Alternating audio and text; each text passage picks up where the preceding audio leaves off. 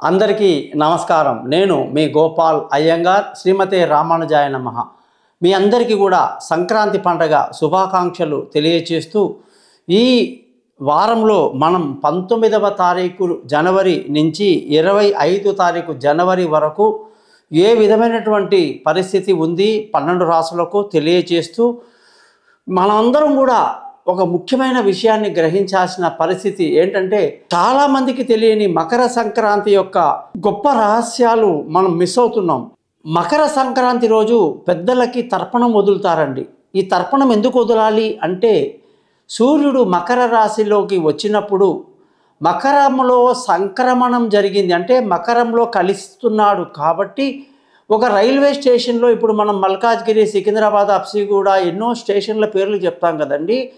అలాగా మకరం అనేది ఒక స్టేషన్ అన్నమాట, క్యాప్రికాన్. ఈ స్టేషన్లోకి ఎంటర్ అవుతున్నాడు సూర్యుడు. ప్రయాణం చేస్తూ చేస్తూ చేస్తూ ఆయన ఉత్తరం నుంచి దక్షిణానికి, దక్షిణం నుంచి ఉత్తరానికి మాత్రమే ప్రయాణం చేస్తాడు.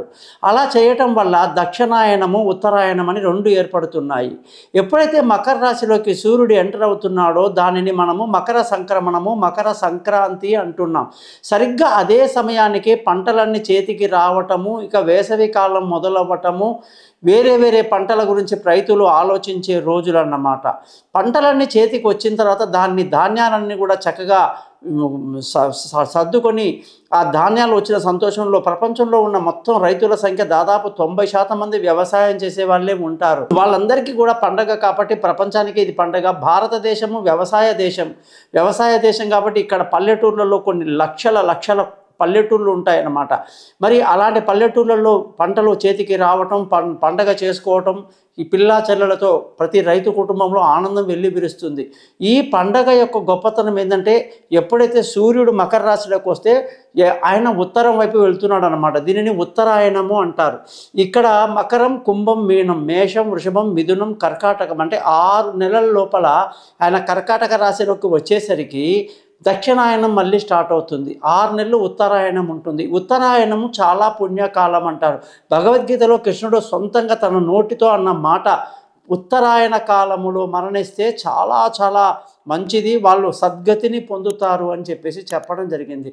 ఈ విధంగా ఉత్తరాయణం యొక్క గొప్పతనం ఆల్రెడీ చెప్పడం జరిగింది. ఈ ఆయనంలో వెళ్ళడం కాబట్టి పితృదేవతలు ఎవరైతే పాపపుణ్యాలు చేసి పై లోకాల్లో, పితృలోకాల్లో ఉన్న వాళ్ళందరికీ కూడా ఇప్పుడు ఉత్తర ద్వారం తెరవడం వల్ల వీళ్ళందరూ ఎవరైతే శిక్షను అనుభవించి తమ యొక్క పాపకర్మలను అనుభవించిన తర్వాత వాళ్ళని మనము ఉత్తరం ద్వారా వాళ్ళని ఊర్ధ్వలోకాలుగా పంపాల్సి ఉంటుందన్నమాట. అందుకోసము మనమందరం కూడా ఈరోజు ప్రత్యేకంగా పితృదేవతలకి తర్పణాలు వదులుతాం. తర్పణం వదలడం వల్ల పితృదేవతలు శాంతిస్తూ వాళ్ళని మనల్ని ఆశీర్వదించి, నాయనా మాకు గేటు తీశావు, తలుపు తీశావు, ఇక మా మార్గం సుగమమైంది అని చెప్పేసి వాళ్ళందరూ కూడా ఉత్తరాయణం ద్వారా, ఉత్తర ద్వారం ద్వారా వాళ్ళు వైకుంఠానికి, ఇతర లోకాలకు చేరుకుంటారని మన యొక్క మాట చెప్తారనమాట. కాబట్టి ప్రతి ఒక్కళ్ళు కూడా సంక్రమణం రోజే కాదు, అలాగే ప్రతి అమావాస్య కూడా పితృదేవతలకు ఎవరైతే తర్పణం వదులుతారో వాళ్ళ కుటుంబంలో పిల్లలు సంతోషంగా ఆనందంగా ఉండడమే కాదు, ఏ భగవంతుడు ఉన్నాడా లేడా, వాళ్ళ తత్వాలు ఇప్పుడు ఉన్నాయా లేవా అవన్నీ తర్కాలు వద్దు. హిందూ మతంలో ఉన్న దేవుళ్ళే నిజమా, కిరస్తానిలో దేవుడు అబద్ధమా, ఇంకో షిరిడి సాయిబాబా అనేవాడు దేవుడా కాదా, ఎన్నో వస్తుంటాయి జనాలకి డౌట్స్, గొడవలు. కానీ ఇదంతా పక్కన పెడితే ఉన్న నిజం పితృదేవతలు, తల్లి తండ్రి, వాళ్ళ ఆత్మ శాంతించి వాళ్ళకు సద్గతినిచ్చే మార్గమే వాళ్ళ ఆశీర్వాదం ఉంటేనే తర్వాత దేవుళ్ళ ఆశీర్వాదము, తర్వాత మతాలు, కులాలన్నీ వస్తాయి. మీరందరూ కూడా పితృదేవతలని స్మరిస్తూ ప్రతి అమావాస్య నాడు తర్పణం వదలండి, మీకు అందరికీ మేలు జరుగుతుందని చెప్పి సంక్రాంతి పండగ పర్వదినం మొన్ననే జరిగింది కాబట్టి దాన్ని మీకు గుర్తు చేస్తూ,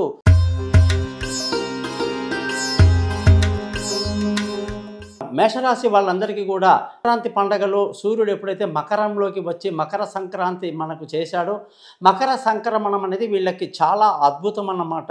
ఎప్పుడైతే ప్రతి సంవత్సరము మకర రాశిలోకి సూర్యుడు రావడం వల్ల మేషరాశి వాళ్ళందరికీ కూడా పితృదేవతల ఆశీస్సులు బాగుంటుంది. అలాగే వీళ్ళందరూ కూడా కర్తవ్యోన్ముఖులై ఉంటారు. అన్ని పనులు క్రమశిక్షణగా, డిసిప్లిన్గా చేస్తారు మేషరాశి వాళ్ళు. కాబట్టి హార్డ్ వర్కర్స్ కాబట్టి ఎందుకు వెనకాడరు. కాబట్టి మీరందరూ కూడా పితృదేవతలకి తర్పణాలు వదలడం మాత్రం అమావాస్య రోజు మర్చిపోవద్దు. ముఖ్యంగా ఈ సంక్రమణం వల్ల ఈ మేషరాశి వాళ్ళకి మంచి పదవీ లాభాలు ఉంటాయి. పదవిలో మంచి పేరు ప్రఖ్యాతులు తెచ్చుకోవటం, ప్రమోషన్లు, ఇంక్రిమెంట్లు అన్నీ కూడా సూర్యుడు ఎప్పుడైతే మకరంలోకి వస్తాడో మేషరాశి వాళ్ళకి చాలా మంచిది. వాళ్ళ ప్రతిభని గుర్తిస్తారు జనాలు.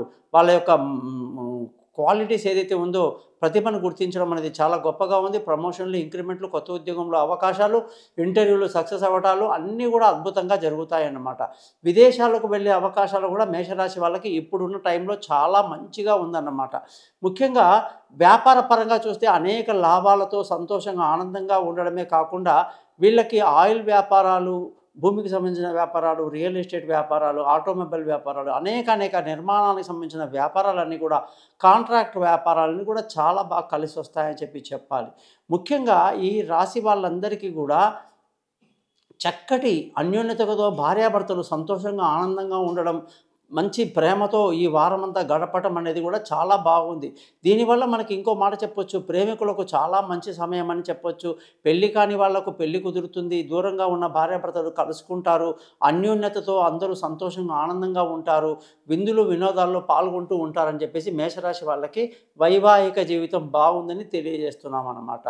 అలాగే ఈ రాశి వాళ్ళు కూడా దూర ప్రయాణాలు చేయాలి, విదేశాలకు వెళ్ళాలి, గంటల కొద్దీ మనం ప్రయాణం చేయాలంటే ప్రయాణం చాలా అనుకూలంగా ఉండాలి. ఏమాత్రం కూడా ప్రయాణాల్లో ఇబ్బంది ఉండకూడదు. కాబట్టి ఈ వారంలో అన్ని రకాల అద్భుతాలు ఉన్నాయన్నమాట. ప్రయాణాలు సులభంగా సంతోషంగా ఉంటాయి. అలాగే పిల్లలతో బాగా ఎంజాయ్ చేసే సమయంగా కూడా చెప్పొచ్చు. మీ యొక్క జాతకంలో మీ తెలివైన నిర్ణయాలు తీసుకుంటూ ముందుకు తీసుకువెళ్తారని కూడా మేషరాశి వాళ్ళకి మనం ఎంతో క్లియర్గా చెప్పవచ్చు అన్నమాట. జనరల్గా మేషరాశి వాళ్ళకి ఈ వారం ధనయోగం బాగుంది. డబ్బు రావటం వల్ల కుటుంబంలో సంతోషము, ఆనందము, విందులు వినోదాల్లో పాల్గొనడము అన్నీ బాగుంటాయి. ఎలాగో ఇప్పుడు పెద్ద ఎగ్జామ్స్ ముందుకు వస్తున్నాయి కాబట్టి పిల్లల చదువులో కూడా చాలా బాగా రాణిస్తారు. కాబట్టి మేషరాశి వాళ్ళ పిల్లల గురించి ఏమాత్రం కూడా చింతపడాల్సిన అవసరం లేదు. ముఖ్యంగా ఈ రాశి వాళ్ళందరూ కూడా ఆరోగ్యం పట్ల కొంచెం శ్రద్ధ వహించడం చాలా మంచిది. ఎందుకంటే ఈ యొక్క ఆరోగ్యానికి అధిపతి అయినటువంటి గ్రహం సరిగ్గా లేకపోవటం వల్ల అనారోగ్యానికి గురయ్యే అవకాశాలు లేకపోలేదన్నమాట. పితృదేవతల యొక్క ఆశీస్సులు ఈ రాశి వాళ్ళకు చాలా బాగుంటాయి. అదృష్టం బాగా కలిసి వస్తుంది. అనుకున్న పనులు అనుకున్నట్టుగా కూడా మీకు పూర్తవుతాయని చెప్పేసి ఈ రాశి వాళ్ళకి మనం చెప్పాలి. మీరందరూ కూడా ఎప్పుడైనా సరే అశ్విని నక్షత్రం వాళ్ళు వైఢూర్యం అనే రాయిని, భరణి నక్షత్రం వాళ్ళు వజ్రానికి ఈక్వల్తో ఉన్న ఓపెల్ రాయిని, అలాగే కృతికా నక్షత్రంలో పుట్టిన వాళ్ళు మాణిక్యం అనే రాయిని వేల జపాలతో మన దగ్గర రెడీగా ఉంటాయన్నమాట. ఆ రాళ్ళని మీరు కానీ ధరించడం వల్ల మీ ఆలోచనలన్నీ చాలా బాగా క్రమశిక్షణతో ఉండి అద్భుతాలు జరుగుతాయి. ఎక్కడ రాంగ్ డిసిషన్ తీసుకోరన్నమాట. ఏ నక్షత్రం వాళ్ళు ఆ రాయిని అంటే రత్నాన్ని ధరించడం వల్ల దానిని జపాలు చేసి సిల్వర్లో పెట్టి 3 క్యారెట్ల బరువు ఉన్న రాయి ఒరిజినల్ సర్టిఫికెట్తో మనం ఇస్తామన్నమాట. దానికి మంత్రాలు ఉంటాయి. కేతు మంత్రం 7 సార్లు, శుక్ర మంత్రం 20 సార్లు, సూర్య మంత్రం 6 సార్లు ఇవన్నీ చదవాల్సి ఉంటుంది.